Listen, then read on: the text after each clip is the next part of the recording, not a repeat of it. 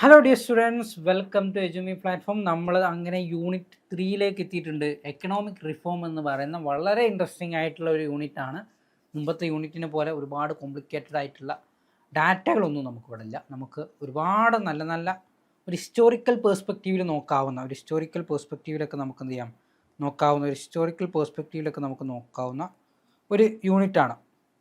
അതായത് 1991 നമുക്ക് നമ്മുടെ എക്കണോമിക്സ് പഠിക്കുന്ന ആരായാലും ഇമ്പോർട്ടൻ്റ് ആയിട്ട് അറിഞ്ഞിരിക്കേണ്ട എക്കണോമിക്സ് പഠിക്കുന്ന ആരായാലും ഏറ്റവും ഇമ്പോർട്ടൻ്റ് ആയിട്ട് അറിഞ്ഞിരിക്കേണ്ട ഒരു കാര്യമാണ് എന്ത് 1990s. അതായത് അതിൻ്റെ ഫസ്റ്റ് കാലഘട്ടം 1991 എക്സാക്റ്റ് പറയുകയാണെങ്കിൽ ആ കാലഘട്ടത്തിൽ നമ്മുടെ മൻമോഹൻ സിംഗ് ഒക്കെ ആയിരുന്നു, ശ്രീ മൻമോഹൻ സിംഗ് ആയിരുന്നു, അദ്ദേഹമായിരുന്നു നമ്മളെ ഫിനാൻസ് മിനിസ്റ്ററൊക്കെ ആയിട്ടിരുന്നത്.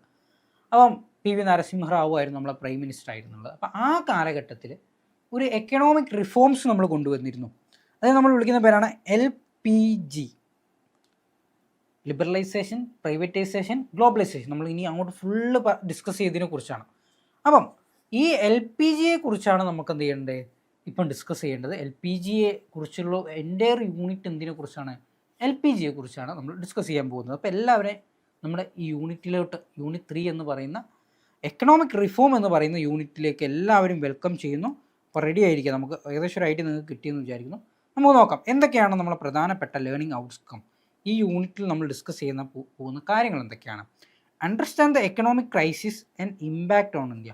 അപ്പോൾ ആ കാലഘട്ടത്തിൽ 1990 കാലഘട്ടത്തിൽ നമുക്കൊരു എക്കണോമിക് ക്രൈസിസ് ഉണ്ടായിട്ടുണ്ട്. എക്കണോമിക് ക്രൈസിസ് ഒരു സാമ്പത്തിക പ്രതിസന്ധി എന്ന് പറയാം. നമുക്ക് ഒരു സാമ്പത്തിക പ്രതിസന്ധി നമ്മൾ നേരിട്ടിട്ടുണ്ട്. ഓക്കെ, ഇന്നിപ്പോൾ നമ്മൾ പറയുകയാണെങ്കിൽ 2021 കാലഘട്ടത്തിൽ നമ്മൾ കോവിഡ് കാരണം നമ്മൾ പ്രതിസന്ധി നേരിട്ടിട്ടുണ്ട്. എക്കണോമിക്സിൽ നമ്മളെ എക്കണോമി ഒരു പ്രതിസന്ധി നേരിട്ടിട്ടുണ്ട്. നമ്മളെ ഡിമോണിറ്റൈസേഷൻ നടന്ന സമയത്തും അതുപോലെ നമ്മളെ അതിന് മുമ്പ് 2008-7 കാലഘട്ടത്തിൽ ഇതേപോലെ നമ്മൾ ഒരു ബുദ്ധിമുട്ട് നമ്മൾ നേരിട്ടത് എന്താണെന്ന് വെച്ചാൽ നമ്മൾ ക്രൂഡ് ഓയിൽ, അല്ലെങ്കിൽ നമ്മളെ ഓയിലിൻ്റെ പ്രൈസിലുണ്ടാവുന്ന വ്യത്യാസം മൂലം നമുക്ക് എന്ത് ചെയ്തു, പ്രോബ്ലം നേരിടേണ്ടി വന്നിട്ടുണ്ട്. അപ്പം അത്തരത്തിൽ അതിനൊക്കെ വെച്ച് കമ്പയർ ചെയ്യുമ്പം വളരെ ഹൈ ഡെൻസിറ്റിയിൽ വളരെ തീവ്രമായിട്ടുള്ളൊരു എക്കണോമിക് ക്രൈസിസ് ആയിരുന്നു 1990-കളിൽ നമുക്കുണ്ടായിരുന്നത്. അപ്പം ആ പ്രതിസന്ധി എന്തായിരുന്നു എന്നും അതിൻ്റെ ഇമ്പാക്റ്റ് എന്താണ് എന്നുള്ളതും നമ്മൾ എന്ത് ചെയ്യും, ആദ്യമായിട്ട് ഡിസ്കസ് ചെയ്യും. പിന്നെ അത് മൂലമുണ്ടായ എക്കണോമിക് റിഫോംസ് എന്തൊക്കെയാണ്, 1991 ഉണ്ടാകുന്ന എക്കണോമിക് റിഫോംസ്. അതായത് ഈ പ്രതിസന്ധിയെ ഓവർകം ചെയ്യാൻ വേണ്ടി നമ്മൾ ചില മെഷേഴ്സ് എടുത്തിട്ടുണ്ട്, ചില റിഫോംസ്, മാറ്റങ്ങൾ, സാമ്പത്തിക പരിഷ്കാരങ്ങൾ, സാമ്പത്തികമായിട്ടുള്ള പുതുക്കലുകൾ, പരിഷ്കാരങ്ങൾ ഉണ്ടായിട്ടുണ്ട്. അപ്പോൾ അതെന്തൊക്കെയാണ്, സാമ്പത്തിക പരിഷ്കാരങ്ങൾ എന്തൊക്കെയാണെന്ന് നോക്കും. നമ്മൾ സാമ്പത്തിക പരിഷ്കാരങ്ങൾ എന്തൊക്കെയാണെന്ന് നോക്കും. Then become aware of the impact of liberalization, privatization, globalization. ഞാൻ പറഞ്ഞ LPG എന്ന് പറയുന്ന കോൺസെപ്റ്റ്, LPG എന്ന് പറയുന്ന എക്കണോമിക്സിൽ വളരെ ഇമ്പോർട്ടൻ്റ് ആയിട്ടുള്ളൊരു കാര്യമാണ്. ഇന്ത്യ LPG എന്ന് പറയുന്ന കാര്യം അഡോപ്റ്റ് ചെയ്തത് എന്താണ് നമ്മൾ വിശദമായിട്ട് നോക്കൂട്ടോ. അപ്പോൾ അത് അഡോപ്റ്റ് ചെയ്ത് 1991 എന്ന് മനസ്സിലാക്കി വെക്കണം. അപ്പോൾ ഓക്കെ അല്ലടാ, ലേണിംഗ് ഔട്ട്കം ഓക്കെ അല്ലേ?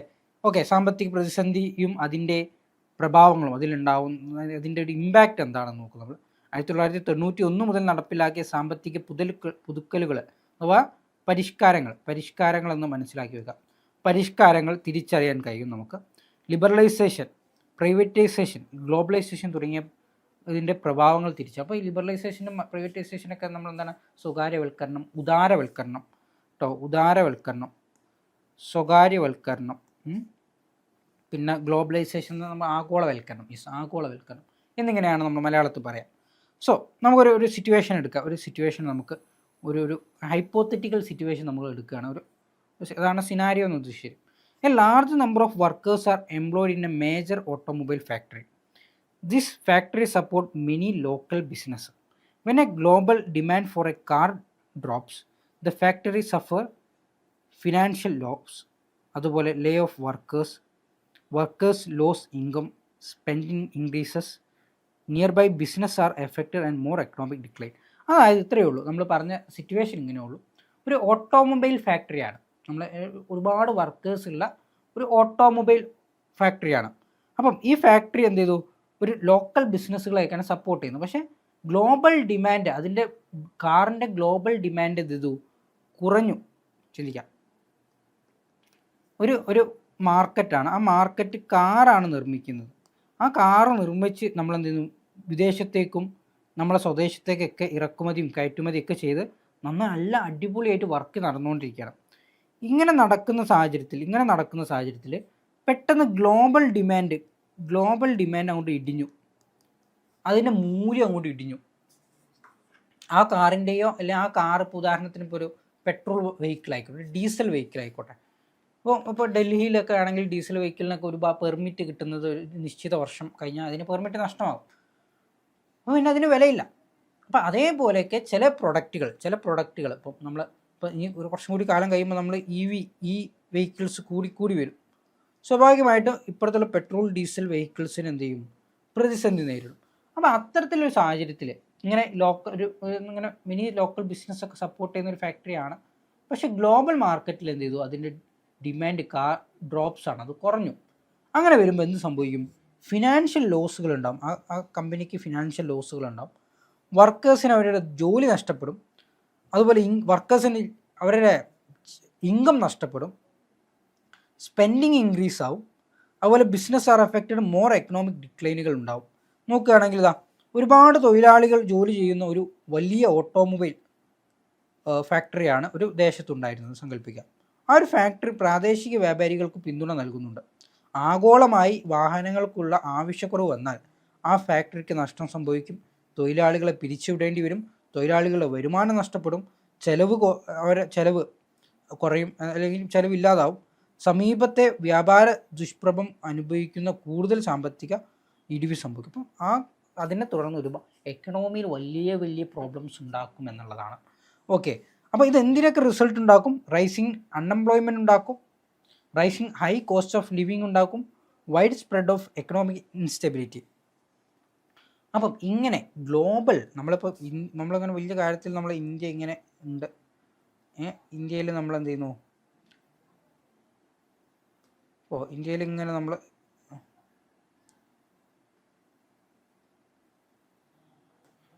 ഇന്ത്യയിൽ നമ്മൾ എന്ത് ചെയ്യുന്നു? ഇന്ത്യയിൽ 1990 കാലഘട്ടം വരെ നമ്മളൊരു ക്ലോസ്ഡ് എക്കണോമി ആയിരുന്നു. നമ്മളെന്ത് ചെയ്തു? ഇമ്പോർട്ട് എക്സ്പോർട്ടിനെ നമ്മളെന്ത് ചെയ്യുന്നത്? അത്ര പ്രൊമോട്ട് ചെയ്തിരുന്നത്. അതായത് നമ്മളെ എക്കണോമിക് ക്ലോസ്ഡ് ആയിരുന്നു. നമ്മളെന്ത് ചെയ്യുന്നില്ല? ഗ്ലോബലൈസേഷനൊന്നും നമ്മൾ സപ്പോർട്ട് ചെയ്തിരുന്നില്ല. അതായത് വിദേശത്തു നിന്ന്, US നിന്നും ചൈനയിൽ നിന്നൊക്കെയുള്ള പ്രൊഡക്റ്റ് ഇങ്ങോട്ട് വരുന്നത് നമ്മൾ ഒരുപാട് തടുത്ത് നിർത്തിയിരുന്നു. പക്ഷേ 1990s വരുമ്പോൾ ഈ ഗ്ലോബൽ എക്കണോമിയിൽ ഉണ്ടായിരുന്ന മാറ്റങ്ങളും അതുപോലെ വേറെ 2-3 കാരണങ്ങൾ, ആ കാരണങ്ങൾ നമ്മൾ ഡിസ്കസ് ചെയ്യും. ഇപ്പം പറഞ്ഞാൽ ചിലപ്പോൾ നിങ്ങൾക്ക് കോംപ്ലിക്കേറ്റഡ് ആയിട്ട് തോന്നും. അതുകൊണ്ടാണ് നമ്മൾ അടുത്ത കാരണങ്ങൾ ഡിസ്കസ് ചെയ്യുമ്പോൾ അവിടെ ഉൾപ്പെടുത്തും. അപ്പം ആ മാറ്റങ്ങൾ നമ്മളെ എന്ത് ചെയ്തു? നന്നായിട്ട് എഫക്റ്റ് ചെയ്തു. നമ്മളെ ഇന്ത്യയെ നന്നായിട്ട് എഫക്റ്റ് ചെയ്തു. ഇത് ഇങ്ങനെ എഫക്റ്റ് ചെയ്തത് മൂലം നമുക്ക് എന്ത് ചെയ്തു? അൺഎംപ്ലോയ്മെൻറ്റ് കൂടാൻ തുടങ്ങി, ഹൈ കോസ്റ്റ് ഓഫ് ലിവിങ് വന്നാൻ തുടങ്ങി, എക്കണോമിക് ഇൻസ്റ്റെബിലിറ്റീസ് ഉണ്ടായി. എക്കണോമി എന്തായത്? ഇൻസ്റ്റേബിളായി. അതുവരെ ഉണ്ടായിരുന്ന സ്റ്റേബിൾ ആയിട്ടുള്ള എക്കണോമി ആണെങ്കിൽ ആ സമയത്ത് ഒരു എക്കണോമിക് ഇൻസ്റ്റെബിലിറ്റി ഉണ്ടായി എന്നുള്ളതാണ്. സോ ഇതിനെയാണ് നമ്മൾ എക്കണോമിക് ക്രൈസിസ് എന്ന് പറയാം. നമ്മൾ ഗ്ലോബൽ മാർക്കറ്റിലോ അല്ലെങ്കിൽ നമ്മൾ മാർക്കറ്റിലോ ഒക്കെ ഉണ്ടാവുന്ന ഒരു അല്ലെങ്കിൽ ഒരു പെട്ടെന്നുണ്ടാകുന്ന ഇടിവ് നമ്മളെ എൻ്റയർ എക്കണോമിയെയും നമ്മുടെ തൊഴിലാളികളെയും ജോബിനെയും ഇൻഫ്ലേഷനൊക്കെ കാരണമാക്കുന്നുണ്ടെങ്കിൽ അതിനെ നമ്മൾ എന്ത് വിളിക്കും? എക്കണോമിക് ക്രൈസിസ് എന്ന് വിളിക്കും. Causes of economic crisis. അപ്പോൾ നോർമലി ഒരു എക്കണോമിക് ക്രൈസിൻ്റെ പ്രധാന കാരണങ്ങൾ എന്തൊക്കെയാണ്? ഒന്ന് നാച്ചുറൽ ഡിസാസ്റ്ററാണ്. അപ്പോൾ നാച്ചുറൽ ഡിസാസ്റ്റർ, ഒരു ഫ്ലഡ് വന്നു, ഒരു കാരണമാണ്. ഇനി അതല്ല, കോവിഡ് വന്നത് ഒരു കാരണമാണ്. കോവിഡ് വന്നപ്പോൾ എക്കണോമിക്ക് സ്വാഭാവികമായിട്ട് പ്രോബ്ലംസ് ഉണ്ടാകും. അപ്പോൾ അത്തരത്തിലുള്ള നാച്ചുറൽ ഡിസാസ്റ്റർ, എന്തെങ്കിലും ഒരു പാൻഡമിക് വന്നതോ പ്രളയം വന്നതോ ഭൂചലനം വന്നതോ ഒക്കെ എന്ത് ചെയ്യാം? ഒരു നാച്ചുറൽ ഡിസാസ്റ്ററിന് കാരണമാവാം. പ്രകൃതിക്ഷോഭങ്ങളാണ് ഒന്ന്. 2, പൊളിറ്റിക്കൽ ഇൻസ്റ്റെബിലിറ്റി, രാഷ്ട്രീയ അസ്ഥിരത. പെട്ടെന്ന് എന്ത് ചെയ്യും? ഇപ്പം നിലവിൽ പൊളിറ്റിക്കൽ ഇൻസ്റ്റെബിലിറ്റി വളരെ ഇമ്പോർട്ടൻ്റ് ആണ്. ഒരു പൊളിറ്റിക്കൽ പാർട്ടിയോ അല്ലെങ്കിൽ ഒരു സ്ഥിരമായിട്ടൊരു, ഇപ്പം നമ്മളെ നിലവിൽ ഭരിക്കുന്ന ഒരു പാർട്ടി ചിലപ്പോൾ മോശമാണെങ്കിൽ പോലും അത് ഇൻസ്റ്റേബിൾ ആയി കഴിഞ്ഞാൽ അതിലും വേഴ്സ്റ്റ് സിറ്റുവേഷൻ നമ്മൾ ഫേസ് ചെയ്യേണ്ടി വരും. നിലവിൽ ഭരിക്കുന്ന ഏതെങ്കിലും ഒരു പാർട്ടി, നിലവിൽ നമ്മൾ ഭരിക്കുന്ന ഏതെങ്കിലും ഒരു പാർട്ടി, അവർക്ക് ഒരുപാട് നെഗറ്റീവ്സ് ഉണ്ട്. പക്ഷേ അത് അവർ സ്റ്റേബിളായി നിൽക്കണം. അതായത് അവർ നമുക്ക് വേണമെങ്കിൽ എന്തെങ്കിലും അടുത്ത ഇലക്ഷനിൽ നമുക്ക് അവരെ റീപ്ലേസ് ചെയ്ത് വേറൊരു പാർട്ടിയെ ബി എന്ന് പറയുന്ന ഒരു പാർട്ടിയെ കൊണ്ടുവരാം. പക്ഷെ അതിന് പുറമെ ഇത് ഇൻസ്റ്റേബിൾ ആവുകയാണ്. അതായത് ജനങ്ങൾ ഇതിനെ എന്ത് ചെയ്യുന്നു, ക്യാപ്ചർ ചെയ്യുന്നു. അല്ലെങ്കിൽ ഇവരെ ഇപ്പോൾ ബംഗ്ലാദേശിൽ നടന്ന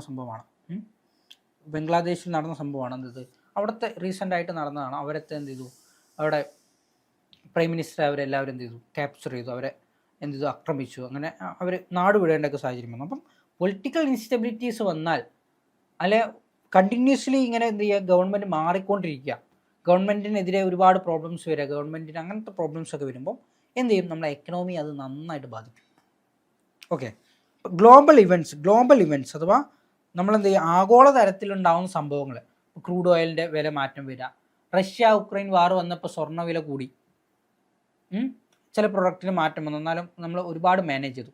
ഇപ്പം ട്രംപ് അധികാരത്തിൽ വരുമ്പോൾ ഗ്ലോബൽ എക്കണോമിയിൽ മാറ്റം വരുത്തുന്നുണ്ട്. അത്തരത്തിൽ ഗ്ലോബലായിട്ട് നടക്കുന്ന ഓരോ ഇവൻറ്റ്സും കാര്യങ്ങളും എന്ത് ചെയ്യും, നമ്മുടെ എക്കണോമിയെ ബാധിക്കുന്നുണ്ടെങ്കിൽ അത് നമ്മളെന്ത് ചെയ്യും, അതൊരു കാരണമായിട്ട് നമുക്ക് പറയാം എന്നുള്ളതാണ്. ഓക്കെ, അപ്പോൾ അതൊക്കെയാണോടാ കോസസ്, എന്തൊക്കെയാണ് കാരണങ്ങൾ എന്നുള്ളത് മനസ്സിലായോ? Okay, India's economic crisis late 90s and early 1990s, 1980s and 1990s ആണ്. 1980, 1990 കാലഘട്ടത്തിൽ എക്സാക്റ്റ് ആയിട്ട് നമ്മൾ LPG എടുത്ത് 1991 ഈ ക്രൈസിസ് ഉണ്ടാകുന്നത് ഈ കാലഘട്ടത്തിലാണ്. ഓക്കെ, അപ്പോൾ ഈ കാലഘട്ടത്തിൽ നമുക്ക് എന്ത് ചെയ്തു, ഒരു ക്രൈസിസ് നമ്മൾ നേരിട്ടിട്ടുണ്ട്, ഒരു എക്കണോമിക് ക്രൈസിസ് നേരിട്ടിട്ട്. ഇന്ത്യൻ എക്കണോമി പഠിക്കുമ്പോൾ നിർബന്ധമായിട്ട് പഠിക്കേണ്ട ഒരു എക്കണോമിക് ക്രൈസിസാണ് 1990s. അപ്പോൾ അതിൻ്റെ കാലഘട്ടം എന്ന് പറയുന്നത് 80s മുതൽ ലേറ്റ് 80s, അതായത് 80s അവസാന കാലഘട്ടം മുതൽ എന്നാൽ 90s തുടക്ക കാലഘട്ടം വരെയാണ്. അപ്പോൾ നോക്കാം ഇതിൻ്റെ പ്രധാനപ്പെട്ട കാരണങ്ങൾ, കീ പ്രോബ്ലംസ് എന്തൊക്കെയാണെന്ന് നോക്കിയാൽ, റൈസ് ഇൻ ഓയിൽ പ്രൈസാണ്. ഓയിൽ പ്രൈസ് ഗൾഫ് കൺട്രീസിൽ നിന്നൊക്കെ ഗൾഫ് വാറൊക്കെ നടന്ന ഒരു കാലഘട്ടം ആയതുകൊണ്ട് തന്നെ ഓയിൽ പ്രൈസിന് നന്നായിട്ട് വില കൂടിയിരുന്നു. അപ്പോൾ അത് നമ്മുടെ നാട്ടിൽ അങ്ങനെ ഓയിൽ പ്രൊഡക്ഷനൊക്കെ വളരെ റയറാണ്. ആകെ 2-3 സ്ഥലങ്ങളിലെ നമ്മൾ ഓയിൽ പ്രൊഡക്ഷനൊക്കെ ഉണ്ടാവുള്ളൂ, നമുക്ക് അങ്ങനെ പ്രൊഡ്യൂസ് ചെയ്യാൻ കഴിയുന്നുള്ളൂ. അപ്പോൾ showing the export sector, slowing. അപ്പം കുറഞ്ഞു വന്ന എന്താണ്, എക്സ്പോർട്ട് സെക്ടറിൽ എന്ത് ചെയ്തു, എക്സ്പോർട്ടിംഗ് ഒക്കെ കുറഞ്ഞു എന്നുള്ളതാണ്. ഹെവി ബോറോയിങ്, മറ്റുള്ള സ്ഥലങ്ങളിൽ നിന്ന് നമ്മൾ വാങ്ങുന്നതോ അല്ലെങ്കിൽ കടം വാങ്ങുന്നതോ ഇമ്പോർട്ട് ചെയ്തിട്ട് പണം കൊടുക്കാനുള്ളതൊക്കെ ഹെവി ആയിട്ട് മാറി, വളരെ വലുതായി മാറി. ഈ പ്രധാനപ്പെട്ട ഈ 3 കാരണങ്ങളാണ് നമ്മളെ അന്നത്തെ എക്കണോമിക് ക്രൈസിസിൻ്റെ കാരണങ്ങൾ. നമ്മൾ സെപ്പറേറ്റ് ടോപ്പിക്കായിട്ട് തന്നെ ഇത് പഠിക്കും. അപ്പോൾ നമ്മൾ ഡീറ്റെയിൽ ആയിട്ട് നോക്കും. ഇതെല്ലാം എന്തിന് കാരണമാക്കി, ബാലൻസ് ഓഫ് പേയ്മെൻറ്റ് എന്ന് പറഞ്ഞാൽ നമ്മളെ കൺട്രി ഇതാണെങ്കിൽ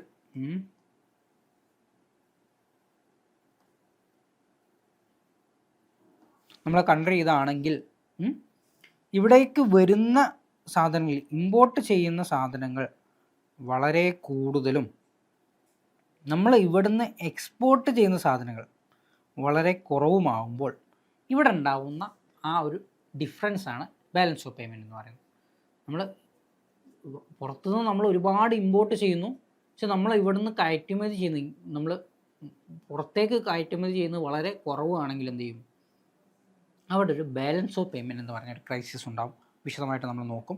അപ്പം ഇന്ത്യൻ സാമ്പത്തിക മേഖലയിൽ ഉണ്ടായ പ്രതിസന്ധി എന്താണ്? ആ പ്രതിസന്ധി 1980s അവസാന ഘട്ടത്തിലും 1990s തുടക്കത്തിലുമാണ് ഇന്ധന വിലയിലെ ഉയരൽ. എന്താണ്,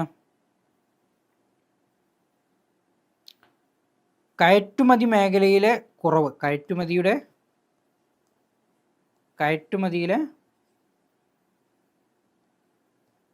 കുറവ്,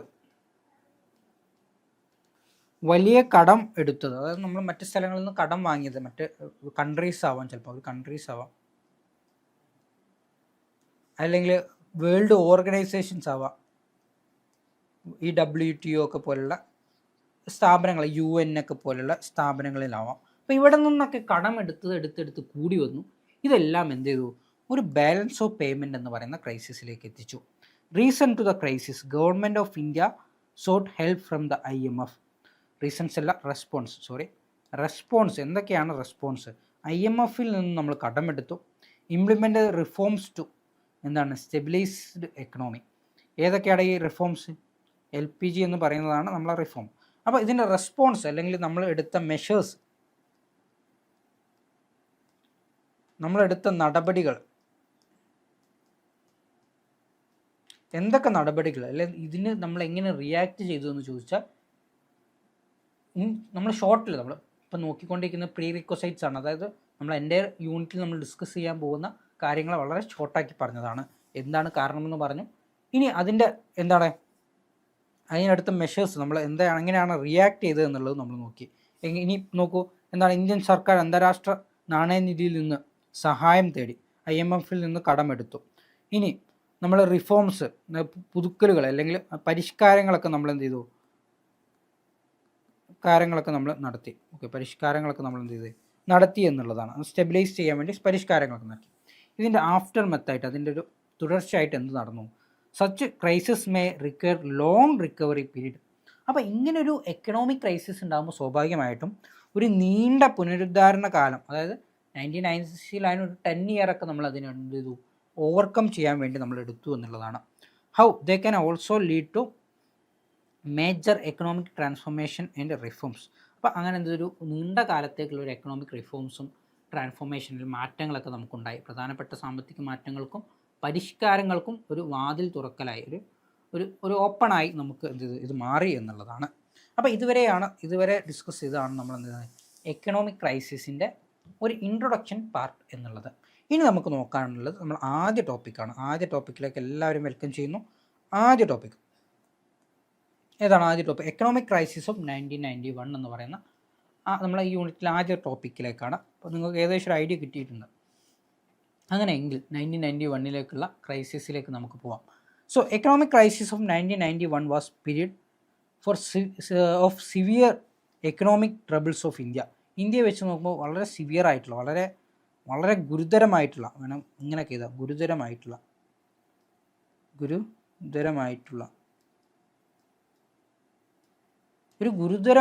എന്ത് ചെയ്തു? ഗുരുതരമായിട്ടുള്ള പ്രോബ്ലം ആയിരുന്നു, സാമ്പത്തിക പ്രശ്നങ്ങളാണ് അതുണ്ടാക്കിയത്. Okay, it had a significant impact on Indian എക്കണോമിയിൽ ഇതെന്തോ വളരെ വലിയൊരു സ്വാധീനം ചെലുത്തി എന്നുള്ളതാണ്.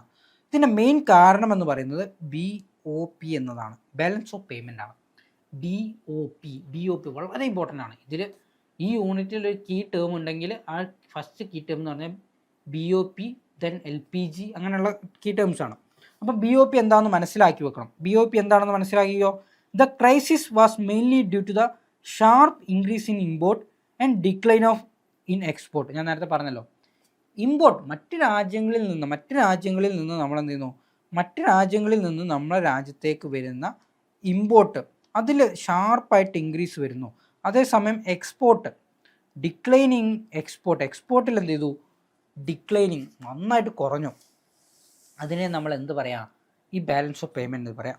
This lead to the negative BOP, more money going out rather than coming. അപ്പം നിങ്ങൾ തന്നെ ആലോചിക്കുക, നിങ്ങളൊരു സിറ്റുവേഷൻ, നിങ്ങളെ കയ്യിൽ നിന്ന് പലരും കടം വാങ്ങി ഇങ്ങനെ പോവുകയാണ്. കടം വാങ്ങുക എന്നുള്ളൊരു സിംബോളിക് കാര്യം പറയണം. ആ സമയം ആ കടം ഒന്നും നിങ്ങൾക്ക് തിരിച്ച് കിട്ടുന്നില്ല. അപ്പം നിങ്ങളൊരു ഷോപ്പ് നടത്തുകയാണെങ്കിൽ നിങ്ങളെ ഷോപ്പിൽ എന്താ കുറേ കടം വാങ്ങി ഇങ്ങനെ പോവുകയാണ്, പക്ഷെ എന്തില്ല, തിരിച്ച് കിട്ടുന്നില്ല. കടം എന്നുള്ളത് ഇന്ത്യൻ പെർസ്പെക്റ്റീവ് നിങ്ങൾ പറയണ്ട. അതല്ല, നിങ്ങളെ കച്ചവടത്തിൽ എപ്പോഴും എന്ത് ചെയ്യുന്നില്ല, നിങ്ങൾക്ക് ലാഭം കിട്ടുന്നില്ല.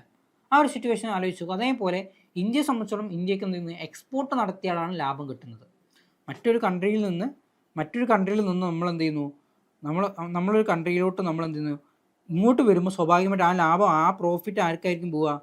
ആ കമ്പനി, ആ രാഷ്ട്രത്തിലേക്കായിരിക്കും പോവുക, നമുക്കല്ല വരിക. പക്ഷെ നമ്മളെ കൺട്രിയിൽ നിന്ന് മറ്റു രാജ്യത്തേക്ക് പോയാലായിരിക്കും നമുക്ക് എന്ത് ചെയ്യുക? പ്രോഫിറ്റ് കിട്ടാം. അപ്പോൾ ആ പ്രോഫിറ്റ് നമുക്ക് കിട്ടുന്നില്ല. അതേസമയം നമ്മളെന്ത് ചെയ്യുക? നമ്മളെ മണി എങ്ങോട്ട് പോകുന്നുണ്ട്? മറ്റ് രാഷ്ട്രങ്ങളിലേക്ക് പോകുന്നുണ്ട്. അപ്പോൾ പ്രധാന കാരണം എന്ന് വെച്ചാൽ കയറ്റുമതി കുറയുകയും ഇറക്കുമതി വളരുകയും ചെയ്യുന്നതാണ്. ഓക്കെ, ഇതൊരു BOP എന്ന് പറയുന്ന സിറ്റുവേഷനിലേക്ക് നയിച്ചു എന്നുള്ളതാണ്. പിന്നെ ഇതിൻ്റെ മറ്റ് പ്രധാനപ്പെട്ട ആ സിറ്റുവേഷനിൽ ഉണ്ടായിരുന്ന മറ്റ് പ്രധാനപ്പെട്ട ഇൻസിഡൻസ് എന്ന് ഉദ്ദേശിച്ച് ഗൾഫ് വാറും ഓയിൽ പ്രൈസിലുണ്ടായ മാറ്റവുമാണ്. Due to the Gulf war oil price increased sharply. Gulf war ഉണ്ടായ സമയത്ത് 1980s ലേറ്റിലൊക്കെ 1990s കാലഘട്ടത്തിലാണ് ഗൾഫ് വാർ ഇങ്ങനെ നടക്കുന്നത്. ആ കാലഘട്ടത്തിൽ എന്ത് ചെയ്തു? ഈ ക്രൂഡ് ഓയിലിൻ്റെ അവരാണ് മെയിനായിട്ട് നമ്മൾ ഈ ക്രൂഡ് ഓയിലൊക്കെ ഇമ്പോർട്ട് ചെയ്യുന്നത് അവിടെ നിന്നാണ്. ആ ഇമ്പോർട്ട് ചെയ്യുന്നത്, അപ്പോൾ നേരത്തെ തന്നെ പറഞ്ഞു, ഇമ്പോർട്ട് ചെയ്യുന്നത് നമ്മൾ കൂടിയിട്ടുണ്ട് എന്ന് പറഞ്ഞിട്ടുണ്ട്, അല്ലെങ്കിൽ അതിന് വരുന്ന ചിലവ് കൂടിയിട്ടുണ്ട്. അപ്പോൾ ഓൾറെഡി നമ്മൾ മുമ്പ് ചെയ്യുന്ന ഇമ്പോർട്ടിങ് തന്നെ ആയിരിക്കും ഇപ്പോഴും ചെയ്യുന്നത്, പക്ഷേ അതിൻ്റെ പ്രൈസ് കൂടി.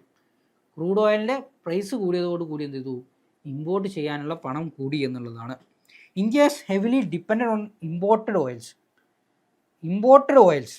അതായത് നമ്മൾ പുറത്തുനിന്ന് ഇമ്പോർട്ട് ചെയ്യുന്ന ഓയിൽസാണ് നമ്മൾ ഡിപ്പെൻഡ് ചെയ്യുന്നത്. നമുക്ക് ഇവിടെ നിന്ന് സ്വന്തമായിട്ട് ഖനനം ചെയ്യാനൊന്നും നമുക്കുള്ള സൗകര്യം നമുക്കില്ല. ആകെ നമുക്ക് കുറച്ച് സ്ഥലങ്ങൾ, മുംബൈ ഹൈ ഒക്കെ പോലുള്ള 2-3 സ്ഥലങ്ങളുള്ളൂ, അതും റീസെൻ്റായിട്ട് വന്നതാണ്. അപ്പോൾ അത്തരത്തിലുള്ള ഒരു സിറ്റുവേഷനിൽ നമ്മൾ എന്ത് ചെയ്യണം, നിർബന്ധമായിട്ട് എവിടെ നിന്ന് നമുക്ക് ഇമ്പോർട്ട് ചെയ്യേണ്ടി വരും, ഈ പറയുന്ന ഗൾഫ് കൺട്രീസ് നമുക്ക് ചെയ്യേണ്ടി വരും. അതിന് ഓവറായിട്ട് ഹൈ പ്രൈസുമാണ്. The increase in oil price deepen the crisis. അപ്പം ഈ ഓയിൽ പ്രൈസിൽ ഉണ്ടാകുന്ന മാറ്റം തന്നെ നമ്മൾ എന്ത് ചെയ്തു, ക്രൈസിസിലേക്ക് നന്നായിട്ട് കൊണ്ടുപോയി എന്നുള്ളതാണ്. അപ്പം ഇത് എന്തിലേക്ക് മറ്റ് കാരണങ്ങളാണ്, ഹൈ ഇൻഫ്ലേഷനും ഫിസിക്കൽ ഡെഫിസിറ്റും. ഇത് രണ്ടും നമ്മൾ ഇംഗ്ലീഷിലും ഇത് തന്നെ ഉള്ളൂ കേട്ടോ, അപ്പോൾ നിങ്ങൾ മനസ്സിലാക്കി വെക്കാം. അപ്പം എന്താ ഹൈ ഇൻഫ്ലേഷൻ ഉണ്ടാക്കി, മറ്റു കാരണങ്ങൾ നോക്കിയാൽ ഹൈ ഇൻഫ്ലേഷനാണ്. അതായത് പ്രൊഡക്ട്സിനൊക്കെ ഇൻഫ്ലേഷൻ എന്നുള്ള ക്ലാസ് നിങ്ങൾ കേട്ടിട്ടുണ്ടെങ്കിൽ മനസ്സിലാവും. പ്രൊഡക്ട്സിനൊക്കെ എന്താണ് നന്നായിട്ട് വില കൂടുന്നു, പ്രൊഡക്റ്റിനൊക്കെ എന്ത് ചെയ്യുന്നു, നന്നായിട്ട് വില റേറ്റ് കൂടുന്നു, പ്രൈസ് എന്ത് ചെയ്യുന്നു, കൂടുന്നു. മണി സപ്ലൈ എന്ത് ചെയ്യുന്നു, കൂടുന്നു. മണി വാല്യൂ എന്ത് ചെയ്യുന്നു, കുറയുന്നു. ഇങ്ങനെയൊക്കെയുള്ള പ്രോബ്ലംസ് ഒക്കെ ഉണ്ടാകുന്നതാണ് ഇൻഫ്ലേഷൻ എന്ന് പറയുന്നത്. അപ്പോൾ എന്ത് ചെയ്യുന്നു, ഈ ക്രൂഡ് ഓയിലിനൊക്കെ നന്നായിട്ട് വില കൂടും. സ്വാഭാവികമായിട്ട് ക്രൂഡ് ഓയിലിന് വില കൂടിയാൽ എന്ത് ചെയ്യും, അത് മറ്റെല്ലാ മേഖലയിലും ബാധിക്കും. നമ്മൾ പ്രൊഡക്റ്റ് അങ്ങോട്ടും ഇങ്ങോട്ടൊക്കെ ട്രാൻസ്ഫർ ചെയ്യുന്നത് ഈ വാഹനങ്ങൾ ഉപയോഗിച്ചിട്ടല്ലേ, അപ്പോൾ അത് എവിടെയും ബാധിക്കും. ഈ എല്ലാ പ്രൊഡക്റ്റിനും എന്ത് ചെയ്യും, 5 രൂപ 10 രൂപ വെച്ച് കൂടിക്കൊണ്ടേയിരിക്കും. അപ്പോൾ ഇൻഫ്ലേഷൻ ഉണ്ടായി. ഫിസിക്കൽ ഡെഫിസിറ്റ് എന്നാൽ സർക്കാർ ചെലവുകൾ കൂടുന്നു, സർക്കാരിൻ്റെ വരുമാനം കുറയുന്നു. അത് നമ്മൾ ഡിസ്കസ് ചെയ്തിട്ടുണ്ട്, ഫിസിക്കൽ ഡെഫിസിറ്റ്. അപ്പോൾ എന്ത് ചെയ്യും, സർക്കാരിൻ്റെ ചിലവ് ഇങ്ങനെ കൂടി വരുന്നു. അപ്പോൾ സർക്കാരിന് എന്ത് ചെയ്യേണ്ടി വരും, പല മേഖലകളിൽ സപ്പോർട്ട് നൽകേണ്ടി വരും. ഇൻഫ്ലേഷനും മറ്റു കാര്യങ്ങളൊക്കെ നടക്കുമ്പോൾ, ഓയിൽ പ്രൈസ് കൂടുന്ന സമയത്ത് സർക്കാർ പല മേഖലകളിൽ എന്ത് ചെയ്യേണ്ടി വരും, സപ്പോർട്ട് നൽകേണ്ടി വരും. സ്വാഭാവികമായിട്ട് എന്ത് സംഭവിക്കും, സർക്കാരിൻ്റെ ചിലവുകൾ കൂടും, സർക്കാരിലേക്ക് വരുന്ന വരുമാനം കുറയും എന്നുള്ളതാണ്. അസാധുവായ സർക്കാർ നിയന്ത്രണം സമ്പദ് വ്യവസ്ഥ. എന്തായാലും എഫക്റ്റീവായിട്ട് എന്ത് ചെയ്യുന്നു, സർക്കാരിന് നിയന്ത്രിക്കാൻ കഴിഞ്ഞില്ല. കാര്യക്ഷമം കുറവുള്ള ഭരണ രീതിയും ഒരു പ്രധാന പ്രശ്നമായിരുന്നു. അതായത് ആ സമയത്ത് ഗവൺമെൻറ് കാര്യമായിട്ട് എന്ത് ചെയ്തില്ല, എനിക്ക് തോന്നുന്നു ആ സമയത്ത് എന്ന് പറഞ്ഞാൽ നമ്മൾ പൊളിറ്റിക്കൽ ഇൻസ്റ്റബിലിറ്റി നേരിടുന്നുണ്ട്. അതായത് ഒരുപാട് ഗവൺമെൻറ് മാറി ഭരിച്ചൊരു കാലഘട്ടമായിരുന്നു 90s to 2000 എന്ന് പറയുന്നത്.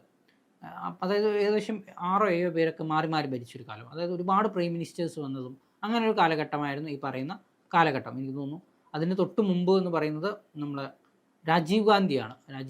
അത് കഴിഞ്ഞ് പിന്നെ PV നരസിംഹറാവു വന്നു. അപ്പോൾ അങ്ങനെ ഒരു പൊളിറ്റിക്കൽ ഇൻസ്റ്റബിലിറ്റി വരുന്ന ഒരു കാലഘട്ടമാണ് ഈ പറയുന്ന ഒരു കാലഘട്ടം എന്ന് പറയുന്നത്. അപ്പോൾ റീസൺസ്, നമ്മൾ ഓരോ റീസൺസും ഓരോന്ന് എടുത്ത് പോവുകയാണ്. അപ്പോൾ നിങ്ങൾ കൂടെ നിൽക്കുക കേട്ടോ,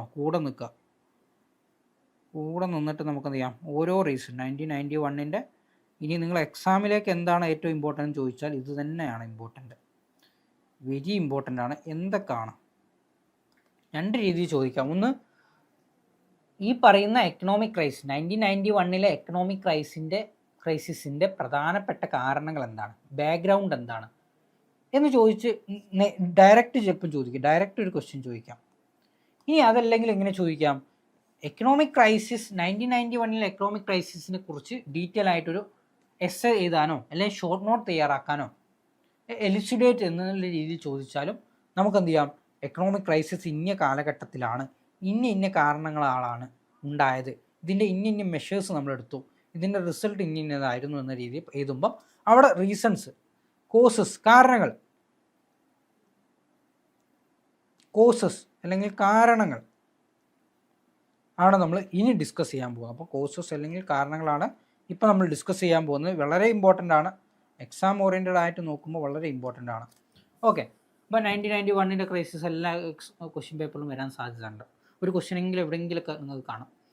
സോ ആദ്യത്തെ കാരണമാണ് ബാലൻസ് ഓഫ് പേയ്മെൻറ്റ് ക്രൈസിസ് എന്ന് പറഞ്ഞാൽ BOP.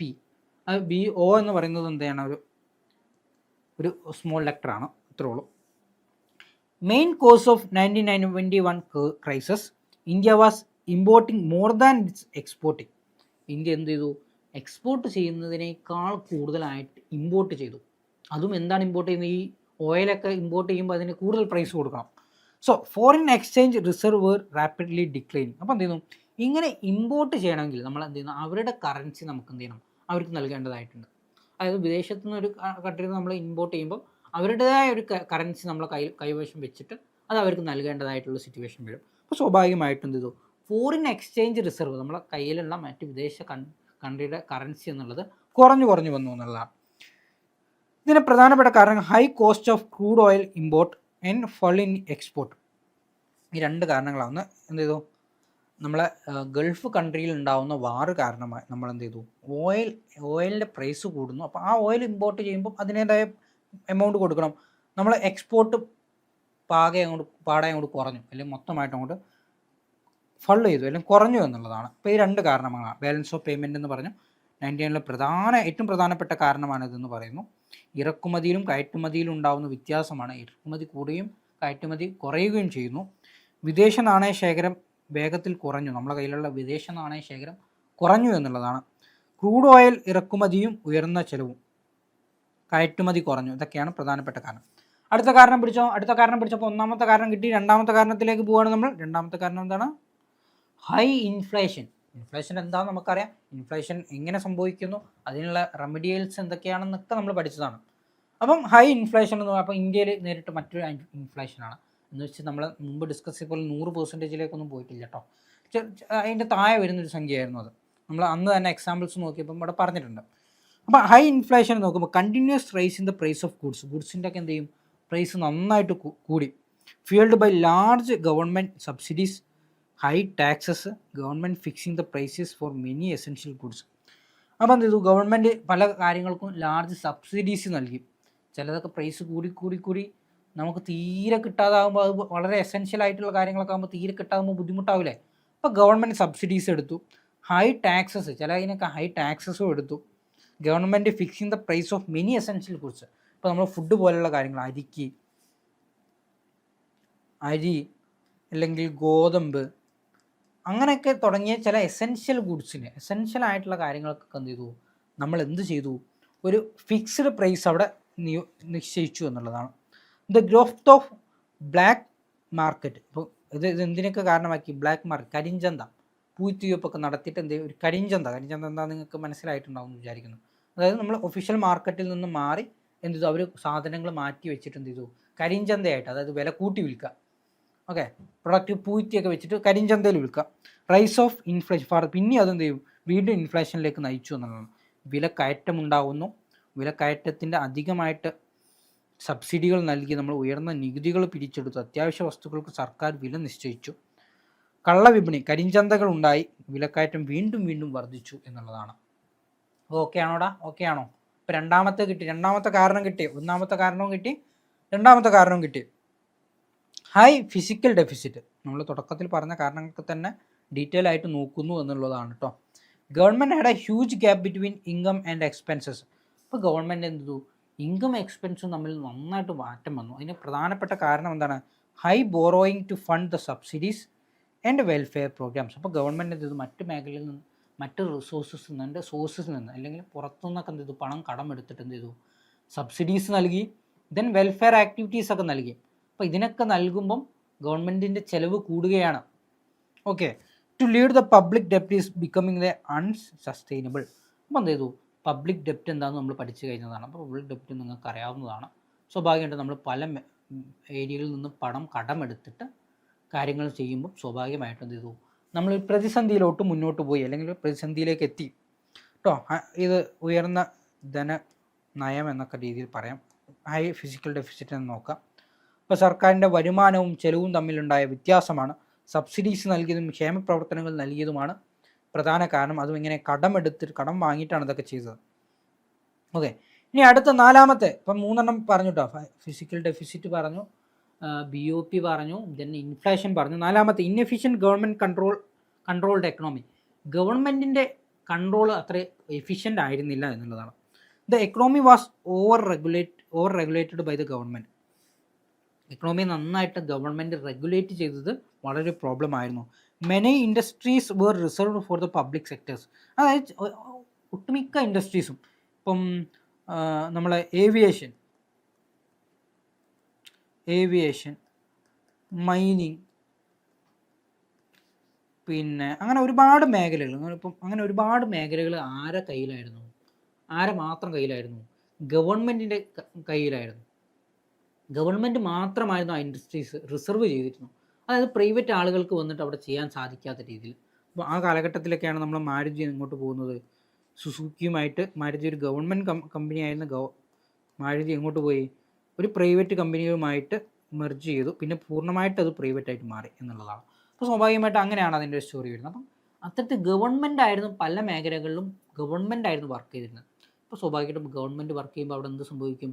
ഗവൺമെൻറ്റിൻ്റെ ഇന്നെഫിഷ്യൻ്റ് ആയിട്ടുള്ള വർക്കിംഗ്, ഒരു ഗവൺമെൻറ് സ്ഥാപനം എങ്ങനെ വർക്ക് ചെയ്യുന്നു എന്നുള്ളത് നമുക്ക് ഇന്നും പല ഇന്നെഫിഷ്യൻ്റ് ആയിട്ടുള്ള കാര്യങ്ങളുണ്ട്. എന്നാൽ ഒരുപാട് ബെറ്റർമെൻറ്റ് നടന്നിട്ടുണ്ട്. നമുക്ക് ഒരുപാട് ബെറ്റർ സർവീസുകൾ നൽകുന്നുണ്ട്. പക്ഷേ ചില സ്ഥലങ്ങളിൽ, ചില ഏരിയകളിൽ ചില ഇന്നപ്രോപ്രിയേറ്റ് ആയിട്ടുള്ള പല കാര്യങ്ങളും നടക്കും. ഇന്നെഫിഷ്യൻ്റ് ആയിട്ട് വർക്കേഴ്സോ അല്ലെങ്കിൽ വർക്കേഴ്സിൻ്റെ തന്നെ മെൻറ്റാലിറ്റിയോ ഒക്കെ വളരെ പ്രോബ്ലംസാണ്. അപ്പം അതുകൊണ്ട് തന്നെ എന്ത് സംഭവിക്കുന്നു? പബ്ലിക് സെക്ടറിലായിട്ടുള്ള ഏരിയകളിലൊക്കെ വീക്കായിട്ട് തുടങ്ങി.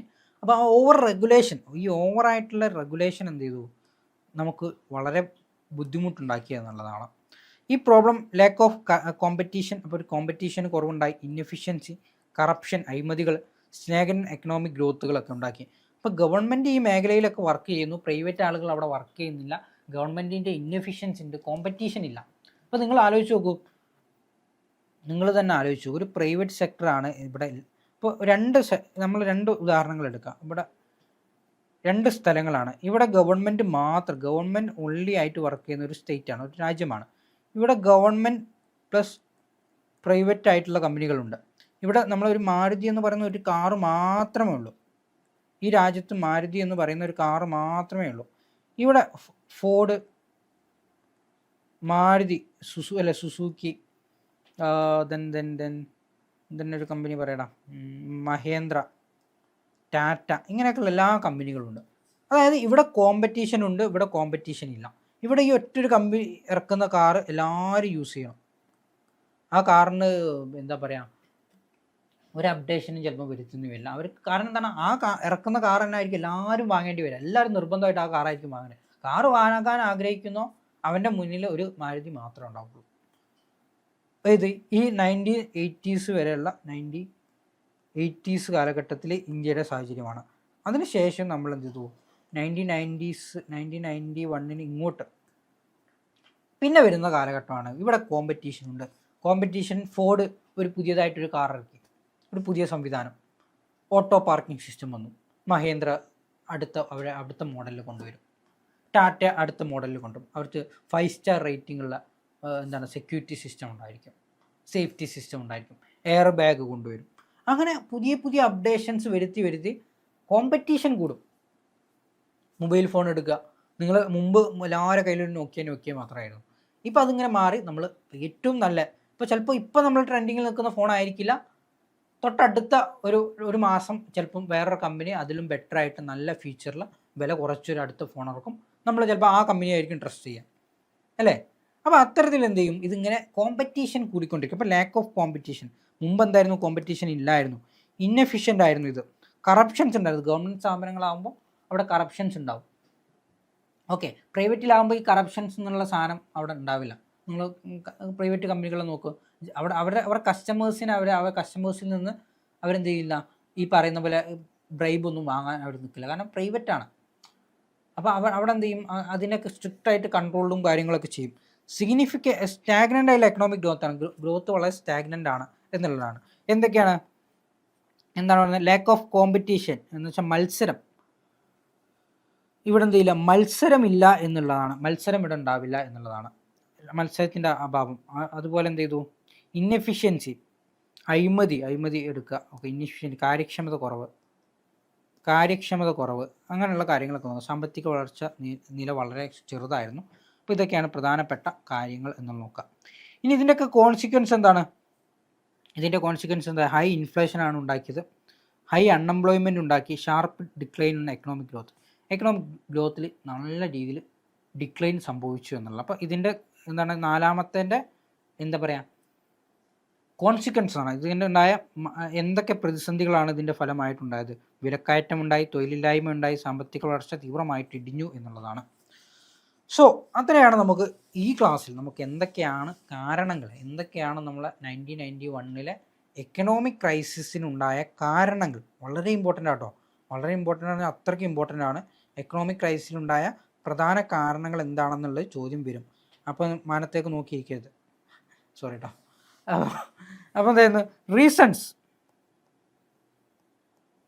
ഓർ കോസസ്, അതല്ലെങ്കിൽ കാരണങ്ങൾ എന്തിൻ്റെ 1991 എക്കണോമിക് ക്രൈസിസിൻ്റെ ക്രൈസിസിൻ്റെ കാരണങ്ങൾ എന്തൊക്കെയാണ് എന്ന് ചോദിച്ചാൽ എന്ത് പറയണം? ഈ പറഞ്ഞ 4 എണ്ണം പറയണം. എന്തൊക്കെയാണ്? ഒന്നാമത്തെ എന്താണ്? BOP ആണ് ഏറ്റവും പ്രധാനപ്പെട്ടത്. ഇൻഫ്ലേഷൻ ഉണ്ടായി എന്നുള്ളതാണ് മറ്റൊരു പ്രധാനപ്പെട്ടത്. പിന്നെ എന്താണ്? നമ്മളെ ഇൻസ്റ്റബിലിറ്റി, ഈ നമ്മുടെ എന്താണ് ലാസ്റ്റ് പറഞ്ഞൊരു എക്കണോമിക് ഇൻസ്റ്റബിലിറ്റി, അല്ലെങ്കിൽ നമ്മളെ പൊളിറ്റിക്കലായിട്ട് എന്തായിരുന്നു എല്ലാ ഏരിയകളും ആരായിരുന്നു കൺട്രോൾ ചെയ്തത്? നമ്മളെ ഗവൺമെൻറ് ആയിരുന്നു കൺട്രോൾ ചെയ്തിരുന്നത്. എന്നിങ്ങനെയുള്ള എല്ലാ പോയിൻറ്റ്സും പറയണം. ഒരു പോയിൻറ്റും കൂടി മിസ്സായില്ലേ? ഒരു പോയിൻ്റ് എന്തായിരുന്നടാ? അപ്പം ഈ പറഞ്ഞ 4 കാരണങ്ങൾ എന്ത് ചെയ്യണം? നിങ്ങൾ പറയണം എന്നുള്ളതാണ്. അപ്പം ആ 4 കാരണങ്ങൾ എന്ത് ചെയ്യണം? ബാലൻസ് ഓഫ് പേയ്മെൻറ്റ്, പിന്നെ ഇൻഫ്ലേഷൻ ഉണ്ടാകുന്നു, പിന്നെ ഹൈ ഫിസിക്കൽ ഡെഫിസിറ്റും നിങ്ങൾ അവിടെ പറയണം. അപ്പോൾ ഈ പറഞ്ഞ 4 കാരണങ്ങൾ, ഫിസിക്കൽ ഡെഫിസിറ്റ് എന്ന് പറഞ്ഞാൽ ആ കാരണങ്ങൾ എടുത്ത് പറയുമ്പം എല്ലാമായി. അപ്പോൾ എന്ത് ചെയ്യണം? ഈ 4 കാരണങ്ങൾ നിങ്ങളെ മനസ്സിൽ എന്തായാലും ഉണ്ടായിരിക്കണം. നിങ്ങൾ എന്ത് ചെയ്യണം? എക്സാം ആളിൽ അപ്പോൾ നിങ്ങൾ നോട്ട് ചെയ്തുമ്പോൾ എന്ത് ചെയ്യുക? ഈ 4 കാരണങ്ങൾ പ്രത്യേകം എടുത്ത് പറയാം. ഓക്കെ, 4 കാരണങ്ങൾ എന്ത് ചെയ്യാം? പ്രത്യേകം എടുത്ത് പറയാം. അല്ലെങ്കിൽ എവിടെയെങ്കിലും മാർക്ക് ചെയ്ത് വെക്കുക. അതാണ് പ്രധാനപ്പെട്ട. അതിന് പിന്നെ ഡീറ്റെയിൽ ആയിട്ട് നിങ്ങൾക്ക് എന്ത് ചെയ്യുക? എക്സ്പ്ലെയിൻ ചെയ്യാൻ വേണമെങ്കിൽ നോട്ടൊക്കെ പഠിച്ചു നോക്കുക. So all of you thank you. നമുക്ക് എന്ത് ചെയ്യാം? അടുത്തതായിട്ട് കോൺസിക്വൻസ്, ഇങ്ങനെ ഉണ്ടായ ഈ ഈ കാരണങ്ങൾ മൂലം നമ്മളെ എക്കണോമിയിൽ ഉണ്ടായ കോൺസിക്വൻസ് എന്തൊക്കെയാണ്, അതിനുണ്ടായ ഫലങ്ങൾ, അല്ലെ അതിൻ്റെ ഫർദർ ആയിട്ട് എന്തൊക്കെയാണ് ഉണ്ടായത് എന്നുള്ളത് നമുക്ക് നോക്കണം. So all of you thank you. നമുക്ക് എന്ത് ചെയ്യാം? ലൈവിൽ എന്തെങ്കിലുമൊക്കെ ഉണ്ടെങ്കിൽ ഡൗട്ടും കാര്യങ്ങളൊക്കെ നമുക്ക് സോൾവ് ചെയ്യാം. Thank you.